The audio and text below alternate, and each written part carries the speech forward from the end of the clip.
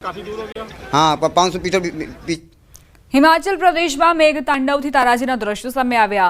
કુલ્લુ જિલ્લામાં ગઈકાલ રાતથી સતત ભારે વરસાદ બાદ જિલ્લાના ઘણા ભાગોમાં પૂર જેવી સ્થિતિ ઊભી થઈ। ભારે વરસાદના કારણે ગ્રામીણ વિસ્તારોમાં ઘણા રસ્તાઓ બંધ થઈ ગયા છે। લુહારી સબડિવિઝન નજીક કરશામાં નાળામાં પૂરના કારણે વાહન દટાઈ ગયાની માહિતી મળી, તો રાષ્ટ્રીય ધોરીમાર્ગ 305 ઘણી જગ્યાએ અવરોધિત પણ થયો। ભારે વરસાદના કારણે નદીઓ અને નાળાઓ છલકાઈ રહ્યા છે। હિમાચલ પ્રદેશમાં 2 જુલાઈ સુધી ખરાબ હવામાનને લઈને રેડ એલર્ટ જારી કરાયું છે। આવી સ્થિતિમાં રાજ્યના વિવિધ ભાગોમાં વરસાદ શરૂ થઈ ગયો છે। કુલ્લુ જિલ્લાના ઘણા વિસ્તારોમાં વાદળ ફાટવાથી નુકસાન થયું હતું, જેને ધ્યાનમાં રાખીને વહીવટીતંત્રે હવે ખરાબ હવામાન દરમિયાન લોકોને સલાહ આપી છે। આ સાથે સાંજ ખીણના વિસ્તારો અને વીજળી અને પાણીની સમસ્યા પણ જોવા મળી હતી।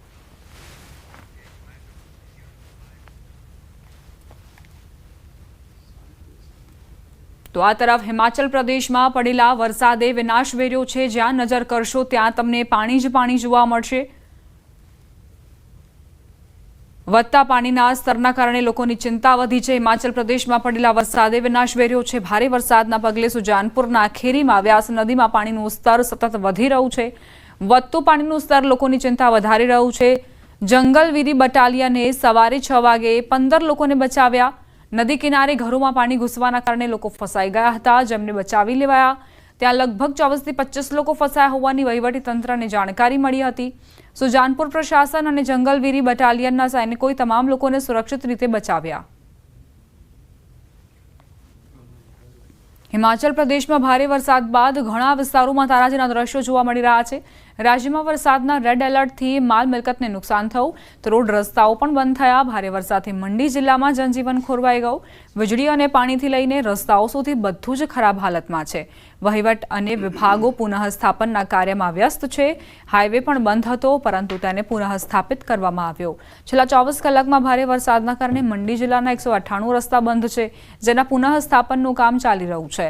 ચંદીગઢ મનાલી રાષ્ટ્રીય ધોરીમાર્ગ પર ઘણી જગ્યાએ ભૂસ્ખલન અને ટેકરી પરથી પથ્થરો પડવાની ઘટનાઓ નોંધાઈ। આમાંથી સૌથી વધુ રસ્તાઓ ધર્મપુર સબ ડિવિઝનમાં છે, જેની સંખ્યા 47 છે।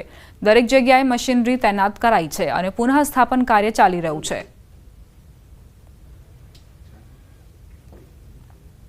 હિમાચલ પ્રદેશના મંડી જિલ્લામાં પડેલા ભારે વરસાદે વિનાશ વેર્યો। કારસોગમાં ભારે વરસાદના પગલે એક વ્યક્તિનું મોત થયું, જ્યારે ગોહરમાં સ્યાંજમાં 7 લોકો ગુમ થયા। કારસોગમાં વાદળ ફાટ્યું, જેમાં ઘણા લોકોને બચાવવામાં આવ્યા, તો ક્યાંક પૂરમાં ઘર વહી જવાની ઘટના સામે આવી। ગોહર સબ ડિવિઝનના સ્યાંજમાં નાળામાં પૂરમાં ઘર વહી ગયું, 2 લોકોને બચાવી લેવામાં આવ્યા, પરંતુ 7 લોકો હજુ પણ ગુમ છે। જિલ્લામાં હજુ પણ વરસાદનું કહેર ચાલુ છે। મંડી જિલ્લામાં આખી રાત પડેલા વરસાદે લોકોની ઊંઘ ઉડાડી દીધી। પંડોહ બજારમાં પાણી ભરાઈ ગયા, જો કે લોકોને બચાવી લેવામાં આવ્યા હતા। જિલ્લામાં એવી કોઈ જગ્યા નથી જ્યાંથી નુકસાનના સમાચાર ન હોય।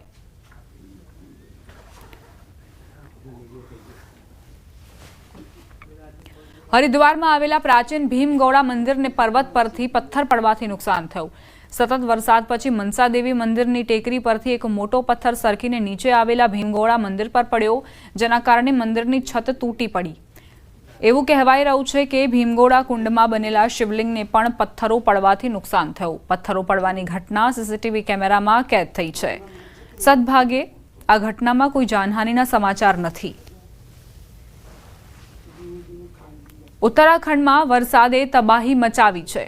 પહાડોમાં વરસાદથી ઋષિકેશમાં ગંગાના જળસ્તરમાં વધારો થયો હતો। ગંગાના મુખ્ય આરતી સ્થાનો પાણીમાં ડૂબી ગયા। હવે ગંગાનું જળસ્તર ધીમે ધીમે ઘટવા લાગ્યું છે। આરતી સ્થળ પર પાણીનું સ્તર ધીમે ધીમે ઘટ્યું છે। જો કે હવામાન ગમે ત્યારે ગંગાના પાણીનું સ્તર વધારી શકે છે। પ્રવાસીઓને સાવચેત રહેવા અપીલ કરાઈ છે।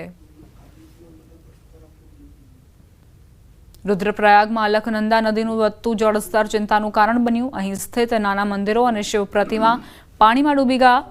વધતા જળસ્તરને જોતા શ્રદ્ધાળુઓમાં ચિંતા વધી રહી છે। સોમવારે સવારથી કેદારનાથ યાત્રા શરૂ થઈ હતી। પોલીસ અને અન્ય સુરક્ષા દળોની હાજરીમાં બપોરે 3 વાગ્યા સુધી કુલ 7,936 શ્રદ્ધાળુઓએ કેદારનાથ માટે પ્રસ્થાન કર્યું, જેમાંથી મોટાભાગના શ્રદ્ધાળુઓ સાંજ સુધીમાં ધામ પહોંચી ગયા હતા। આ ઉપરાંત બાબા કેદારના દર્શન કરીને 8,400 શ્રદ્ધાળુઓ સોનપ્રયાગ સુરક્ષિત રીતે પહોંચ્યા। હવામાનની આગાહીના કારણે સરકારી સ્તરે સોમવારે ચારધામ યાત્રા બંધ કરવાનો નિર્ણય લેવાયો હતો. દહેરાદૂન, ઉત્તરકાશી, ટેહરી, પૌડી, રુદ્રપ્રયાગ, નૈનીતાલ અને બાગેશ્વર જિલ્લાના કેટલાક વિસ્તારોમાં ભારેથી અતિભારે વરસાદ સાથે તીવ્ર ગડગડાટની ચેતવણી આપવામાં આવી છે. અન્ય જિલ્લાઓમાં ઝડપી વરસાદ અને વીજળી ચમકવાનું યલો એલર્ટ જારી કરાયું છે. આગામી દિવસોની વાત કરીએ તો 6 જુલાઈ સુધી રાજ્યભરમાં ઝડપી વરસાદની શક્યતા છે. છત્તીસગઢથી સમાચાર. છત્તીસગઢના બલરામપુરમાં ભારે વરસાદના પગલે નદી નાળાઓ છલકાઈ ગયા, ત્યારે 3 બાળકો નદીની વચ્ચે ફસાઈ ગયા હોય તેવો વિડીયો સામે આવ્યો. ભારે વરસાદ વચ્ચે બાળકો માછલી પકડવા નદીમાં ગયા હતા, જ્યાં નદીની વચ્ચોવચ્ચ બાળકો ફસાઈ ગયા.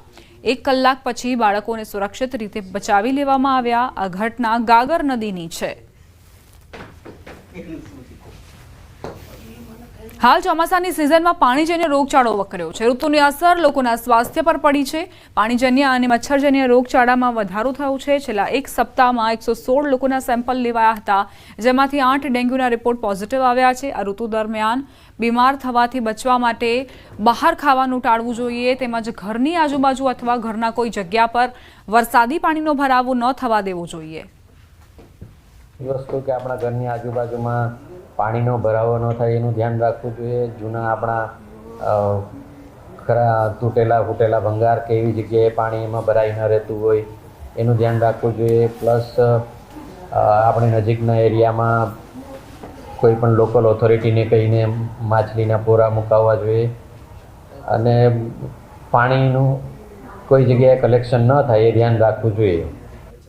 હવે નજર કરીએ અન્ય સમાચારો પર. લલિત વસોયાએ ઇટાલિયાને નોટિસ ફટકારી. કોંગ્રેસના પૂર્વ એમએલએ વસોયાએ નોટિસ ફટકારી છે. વિસાવદર ચૂંટણી સમયે બદનામ કરવાનો આરોપ મુકાયો.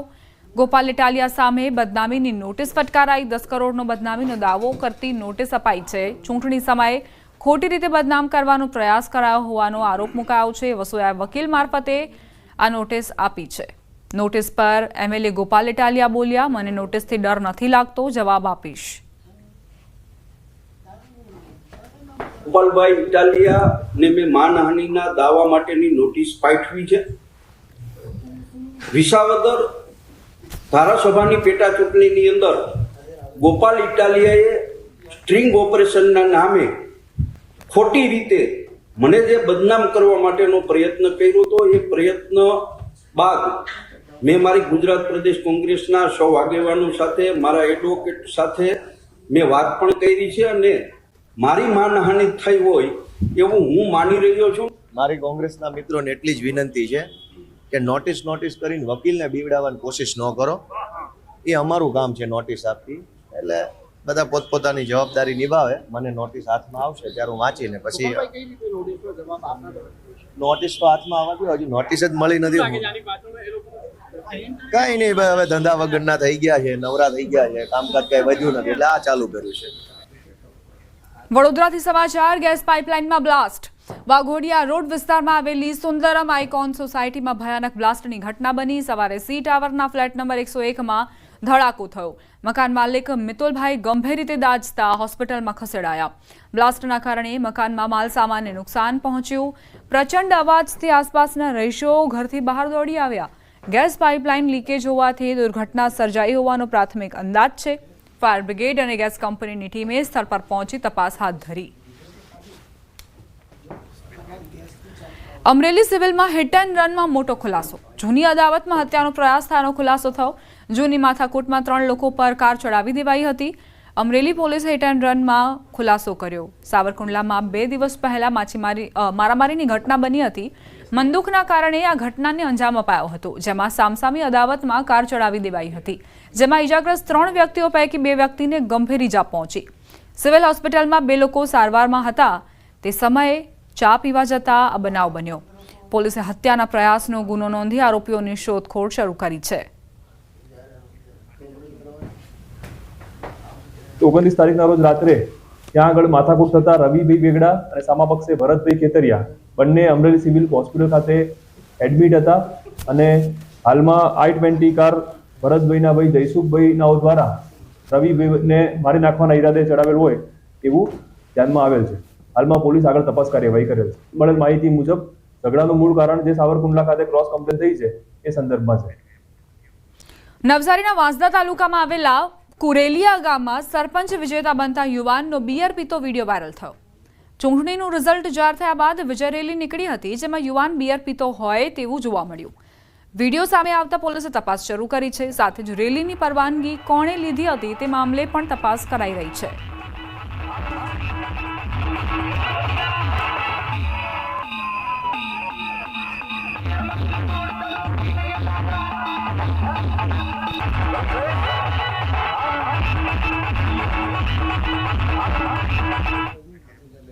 સમાચાર નવસારીથી પ્રાપ્ત થઈ રહ્યા છે. રોલો પાડવા હાથમાં હથિયાર સાથે રીલ બનાવી ઘાતક હથિયાર સાથે રીલ બનાવી વાયરલ કરાઈ.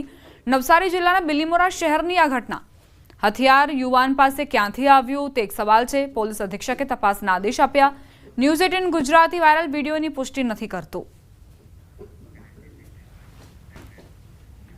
સુરતમાં પોલીસના ગેરવર્તનનો વિડીયો વાયરલ થયો છે. ખાણીપીણીની હોટેલના માલિક સાથે ગેરવર્તન. પોલીસ જવાનનો વિડીયો વાયરલ થયો. રાત્રે મોડે સુધી કેમ હોટેલ ચાલુ રાખી તેમ કહી માર મરાયો. અભદ્ર ભાષાનો ઉપયોગ કરી થપ્પડો ઝીંકી.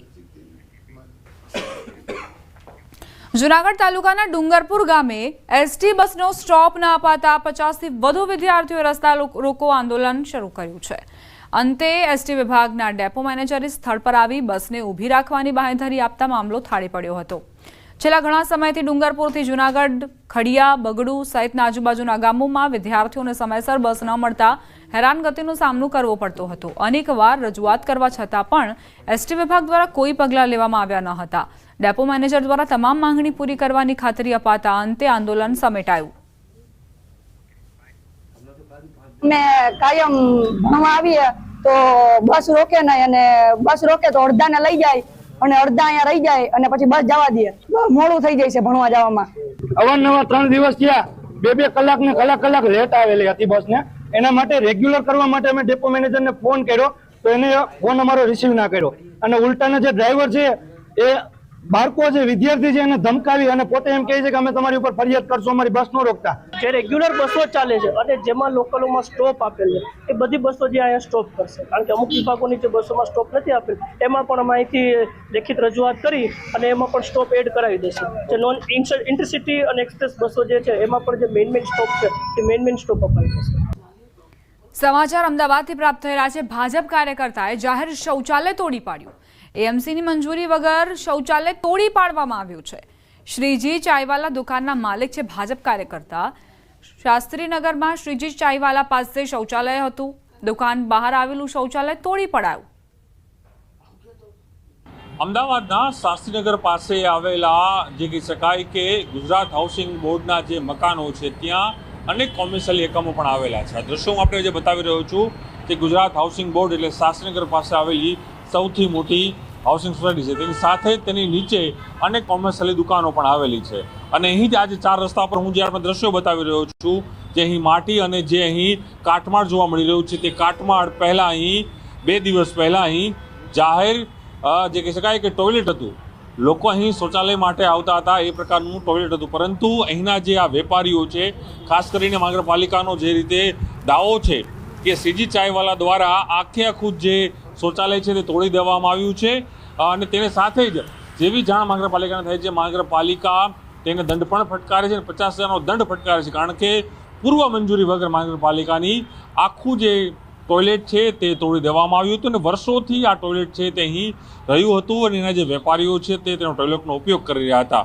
મહાનગરપાલિકાનો નિયમ હોય છે કે કોઈ પણ ટોયલેટ જ્યારે આપ તોડી રહ્યા છો તો તમારા સ્થાનિક જે કોર્પોરેટરો છે તે સ્થાનિક કોર્પોરેટરોએ તમારે એ બાંહેધરી છે તેને આપવાની હોય છે, અને એ 4 કોર્પોરેટરોની સહમતિ બાદ એ જે કહી શકાય ટોયલેટ તોડવા માટે ઠરાવ થતો હોય છે, ત્યારબાદ જ એ ટોયલેટ છે એ તોડવામાં આવતું. પરંતુ દ્રશ્યો હું જે આપને બતાવી રહ્યો છું, જોઈ શકાય છે કે જાહેર અહીં ટોયલેટ હતું, પરંતુ આખું ટોયલેટ છે હાલ અહીં તોડી દેવામાં આવ્યું છે. અને એ કહી શકાય કે હવે એ જે માલિક છે તેના તરફથી એવું કહેવામાં આવી રહ્યું છે કે અમે આખું જે ટોયલેટ છે ફરી મહાનગરપાલિકાના સ્વખર્ચે એ બનાવી દઈશું. સાથે એ પણ એક કહેવામાં આવી રહ્યું છે કે જે ટોયલેટ તોડવામાં આવી રહ્યું હતું એ ટોયલેટ જે તોડ્યું છે તે વ્યક્તિ છે તે ભારતીય જનતા પાર્ટીના કાર્યકર્તા છે, તે પ્રકારનો પણ દાવો કરવામાં આવી રહ્યો છે કે ભારતીય જનતા પાર્ટીના કાર્યકર્તા દ્વારા આ પ્રકારનું જે કૃત્ય છે તે હાલ કરવામાં આવ્યું છે. ગુજરાત તેની સાથે પણ વાત પણ પ્રયાસ કર્યો હતો. તે પૂજન પાર્ક નામના વ્યક્તિનું કહેવું છે કે અમે સ્વયંભૂ અમારા ખર્ચે ફરી ટોયલેટ છે તે બનાવી દઈશું. કોઈ અકસ્માતિક રીતે અન્ય કામ કરવા જતાં આ ટોયલેટ તૂટ્યું છે, પણ ચોક્કસ માની શકાય કે જાહેર ટોયલેટને તોડવામાં આવ્યું છે તેને લઈને મહાનગરપાલિકા તપાસ પણ કરી રહી છે. તો સાથે જ જે ભારતીય જનતા પાર્ટીના કાર્યકર્તા છે પૂજન પારેખ, તેઓ સ્વયં એ પણ સ્વીકાર્યું છે કે અમે નવ અમારા સ્વખર્ચે આખું ટોયલેટ છે તે અહીં બનાવી દઈશું. તેમના અમિત શર્મા સાથે પ્રણવ પટેલ, ન્યૂઝ 18 અમદાવાદ.